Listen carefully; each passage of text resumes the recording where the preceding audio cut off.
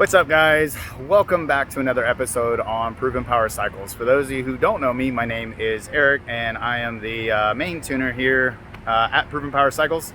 Daryl and Lewis are inside. I'm actually outside because Travis Yeager is here today with one of his H2 builds that he's done. So we rent out our dyno to him so he can finish his jobs here. So we have a good little relationship. So he's on the dyno currently with one of his H2s, and what I was gonna do is kind of walk you around and show you what all has kind of been going on in the shop here in the last couple of days here. So I recently got back from a trip from Austin for pleasure, not necessarily for business, and I really want to go back. It was a lot of fun. I had a ton of fun, but back to work we go.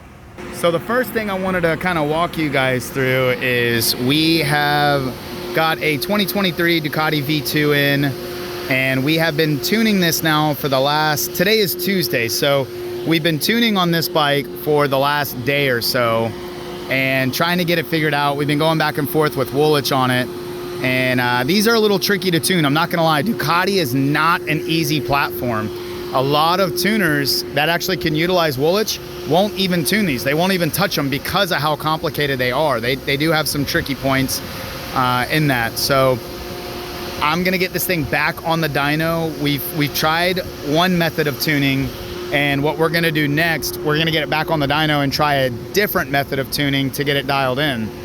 So the only real mods that he currently has on this particular bike is this SC Project slip-on system. It is cat delete, and they do take out the exhaust servo on these. So that actually is it's really a good thing that it does, but again, these are very tricky bikes. They are not easy to tune by any means. And for anybody that has messed with these, you already kind of know this, but they don't tune like a regular bike at all. They really, really don't. They tune totally different, and it's been a challenge, but I'm glad I'm given the opportunity to learn these bikes. It has been a lot of fun. It's been very challenging.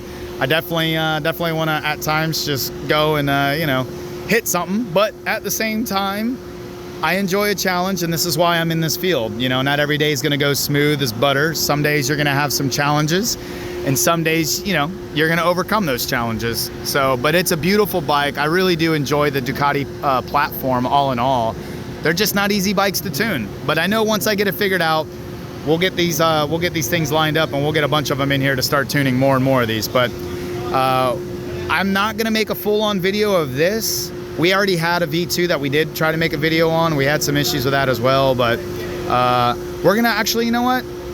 I just decided we will do a video. We'll go over it all. That looks like cocaine. Zoom in, like not zoom in on it, but. So this is a new powder. Oh, this is the glow in the dark, isn't it?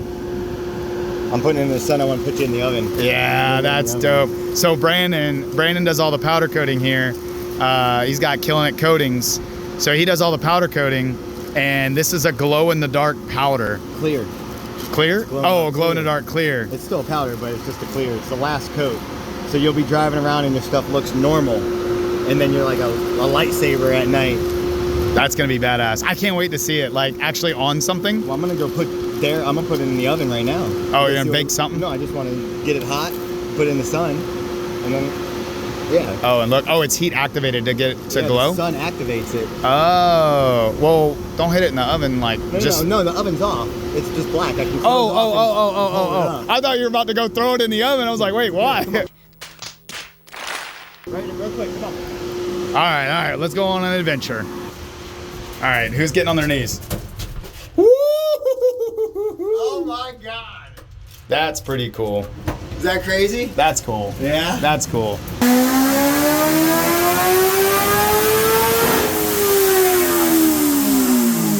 Woo! Screamer. All right. So back on this bike. So Daryl's got the FPR all laid out.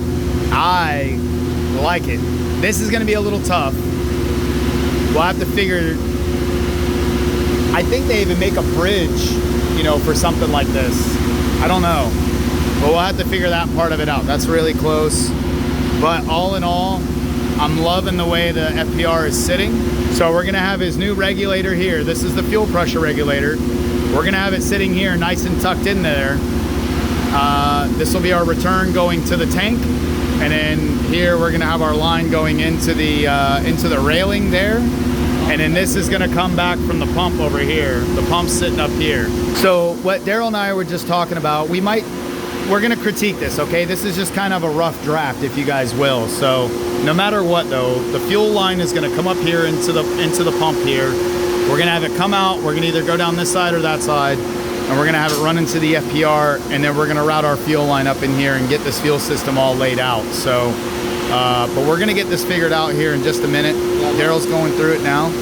Yeah, so we can do something like that too, so that way the line's not kinked up or too tight. So we can run the line out through here, loop it. We've done this before, we've looped the line, and then we can run a 180 on this too.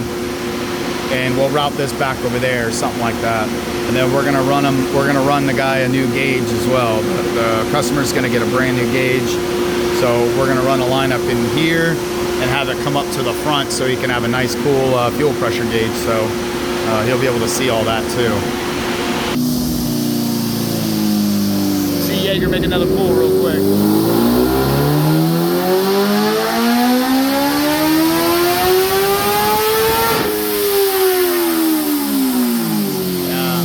All right, guys, so we are post-storm shooting right now.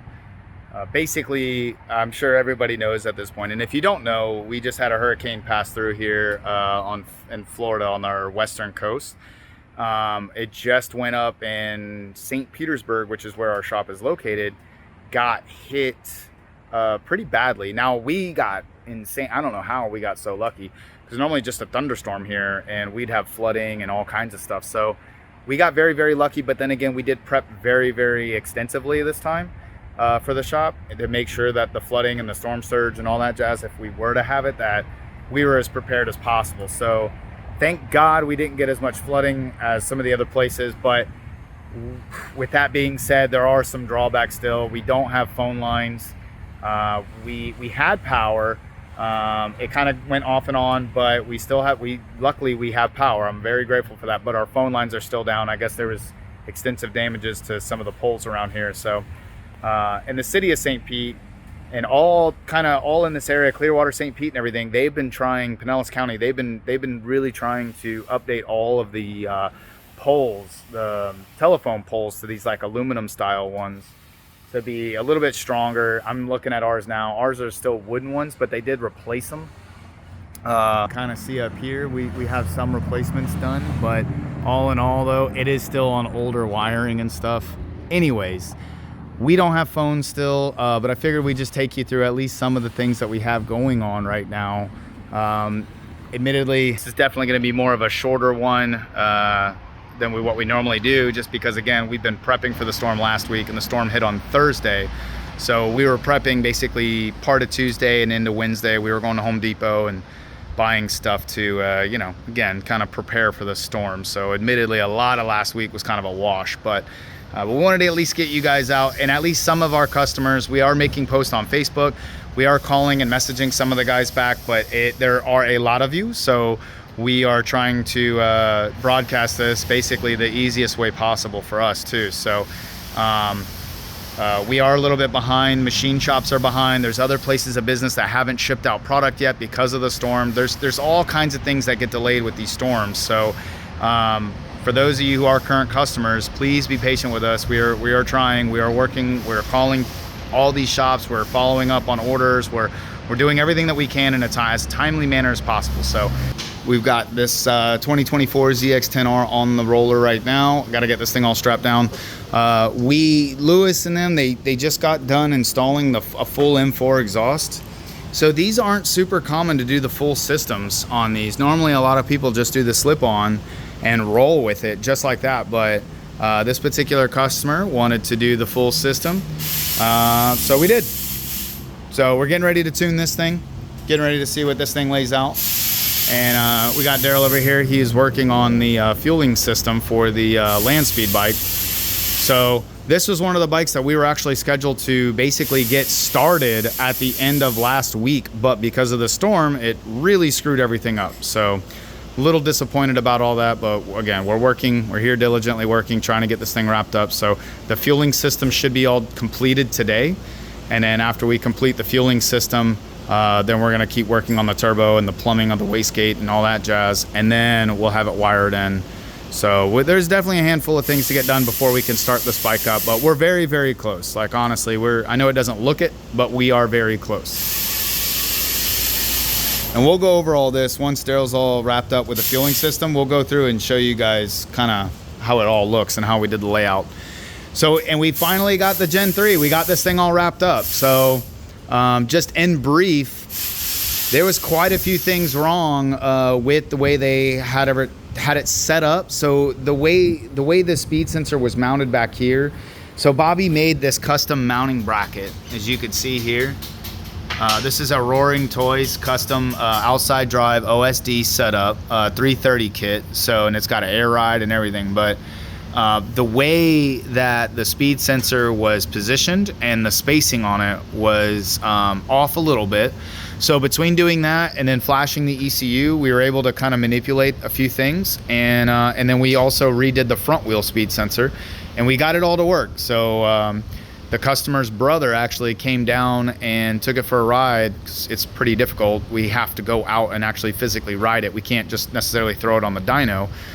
So with that being said, he came out, took it for a ride and was like, dude, I beat the bricks off it, no issues. So very, very, very happy to hear that. The last thing we're waiting to hear back from, we have a 530, a black and gold chain that we're gonna put on it. We're waiting to see if he's okay with us doing it or not, and that's literally the last little bit. If he gives us the okay, we're gonna go ahead and rip this thing off, swap the chain out, and then he'll be on his way, and we'll be good to go. So we're just kind of waiting back to hear back from him about that. But other than that, we have the issue resolved. So the Gen 3, we got it resolved. So we'll have to reach out to Bobby and let him know and give him the heads up on all that. So because he wasn't sure what to tell people and everything on that issue. So we got Lewis over here working on the ZX14R. He's getting it in time right now. So this is basically how he's doing it to get it in time. He's setting it all up and he's making his moves. We have all the assembly lube all on there. We got all the brand new. It's got brand new OEM valves now. So again, he's just setting up the timing. And once he gets this, he's gonna throw the cam caps back on it and the tensioner. So we're gonna get that all set up. And then once that's good to go, this thing's pretty much ready to be thrown in the bike. So this is another motor down and ready to be installed here very shortly. So he's crushing it though, doing a great job. Really, really happy with how this one's gonna turn out. I'm really curious to see.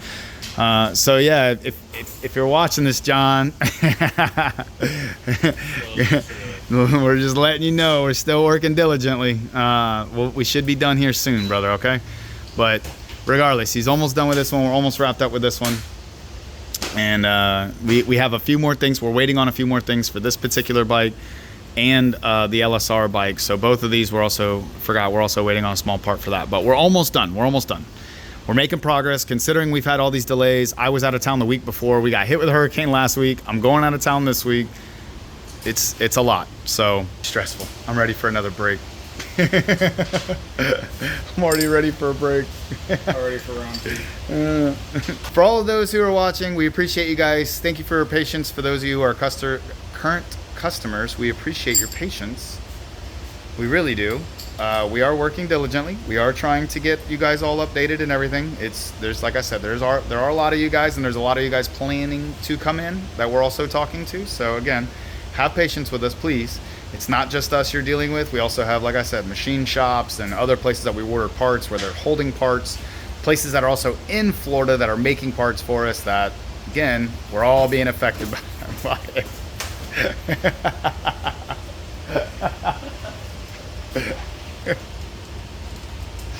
So with that being said, thank you for watching. As always, we appreciate you guys. Hit that like, hit that subscribe button. The next update should be pretty cool. We're gonna have some racing footage from XDA in Maryland. So stay with us, guys. We appreciate you guys. Thank you so much. See you on another episode.